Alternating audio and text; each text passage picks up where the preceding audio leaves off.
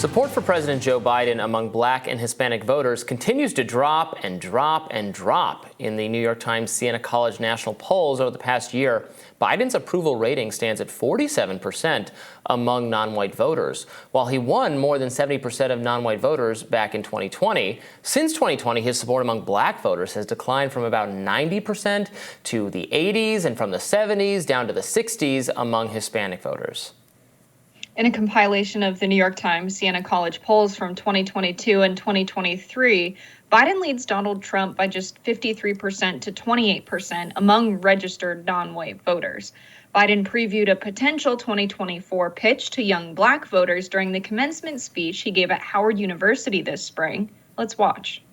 That fearless progress toward justice often meets ferocious pushback from the oldest and most sinister of forces. That's because hate never goes away. It only hides under the rocks. And when it's given oxygen, it comes out from under that rock. And that's why we know this truth as well. Silence is complicity. It cannot remain silent. We have to live through this battle for the soul of the nation. While there were applauds to that speech, many students also stood up in protest. Joining us now to tell us a little bit more about what this could all mean heading into 2024 is Policy Director for the LIBRE Initiative, Isabel Soto. Thank you so much for joining us. Thanks for having me on. So I want to get into this a little bit. While, non-white voters are, treated as a monolith, they're not a monolith. But a lot of folks saw, non-white voters, Hispanic voters, Black voters as a group of voters that helped deliver 2020 for Joe Biden. There were a lot of promises made on the racial justice front that Biden has received criticism for not delivering on. Do we think that a lot of his voter base from 2020 is slipping and can't be counted on going into 2024? Yeah, so I think it's interesting to look at the political landscape now because it has changed even since the Senate elections that we saw. Hispanics are fed up with seeing Biden's policies continue to fail, and him getting up and giving speeches saying everything is working is just not going to cut it. So what we are seeing is a shift to the right, or just more open-mindedness about Republican candidates, and we'll see that going into the election, and I'm sure that will play itself out. In part during the primary and as well during the presidential. What do you think Republicans are doing specifically is it actually a matter of Republicans winning over some of these voters, or just, they're not enthusiastic with Biden anymore, so maybe they're not going to show up and maybe they're not going to vote, but are they really, endorsing Republican policies or Republican personalities? So I'd say it's a little bit of both. Outreach matters, right? So there's poll data to show that about 60% of Hispanics felt that neither party tried to make an effort to reach out to the community over the last 2 election cycles. That's pretty significant when you're talking about the whole community itself. So part of it is the Biden policies are failing. LIBRE actually conducted a poll with public opinion strategies that found that the most important issue to Hispanics is the economy. If we're looking at where the economy's at, people are dissatisfied. So it's Biden failing, in addition to having Republicans come forward, connect with the community and say, we do have solutions and we care about this. Do you find that when you're polling around issues or inquiring around which policy issues are most important among leaders of different caucuses, that there are specific policies that they are looking for, or are they looking at the general state of the economy and judging the leader based off of that? Yeah, so based on our specific polling, we saw the economy writ large and jobs that pulled about second in list of priorities. The number one issue, more specifically within the economy, is inflation. People are still concerned about inflation. It's still relatively high. Just because it's less bad from a 40-year high does not mean that things are stable or the prices are stable. And Hispanics in particular, Black voters as well, feel it more in their pocketbook than other voters do. They spend more money on essentials, food, travel, that we see these volatile prices. So right now, the big issue for this community is inflation.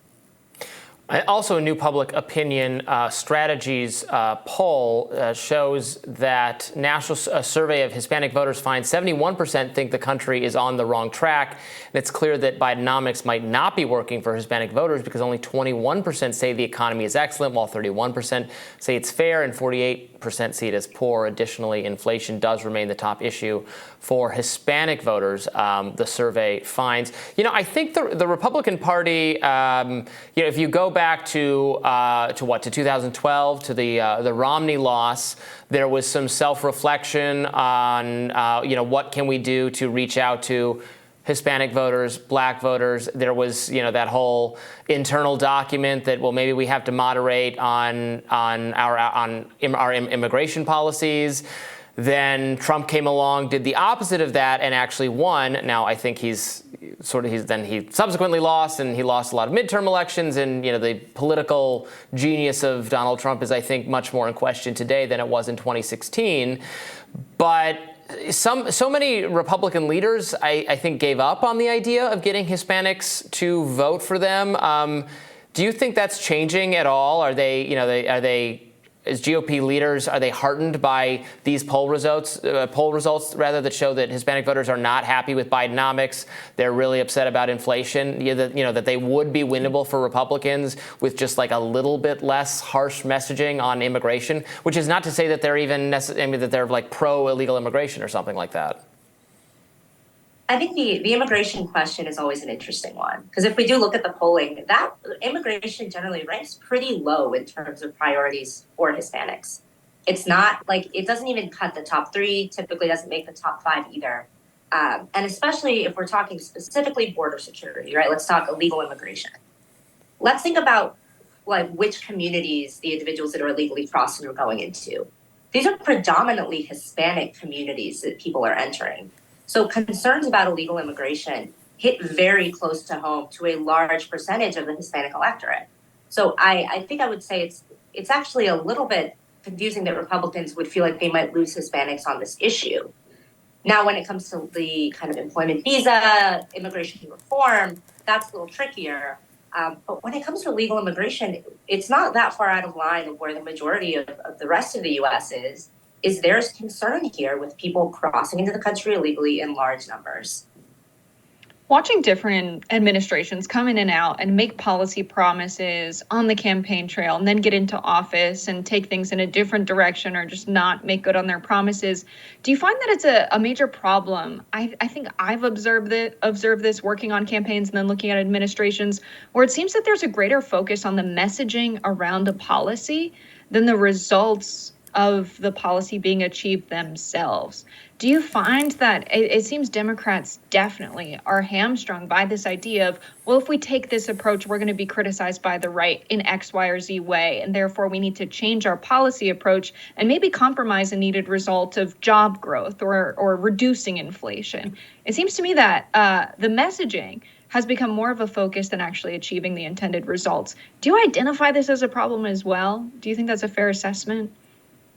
Yeah, absolutely. And I think that's part of the issue, that why we're seeing some of these minority voters start to open to other possibilities and other candidates, because we have this whole PR campaign around Bidenomics. And at the end of the day, people are looking at their spending and they're seeing they're spending hundreds of dollars more right now than they would have 2 years ago. And it's just not ringing true as much as the messaging is being pushed and as much as Biden wants to say that his plan is working. People can see it when they go to the gas station and they see it when they go to the grocery store. Isabel Soto, thank you so much for joining us today. We really appreciate it. Thank you.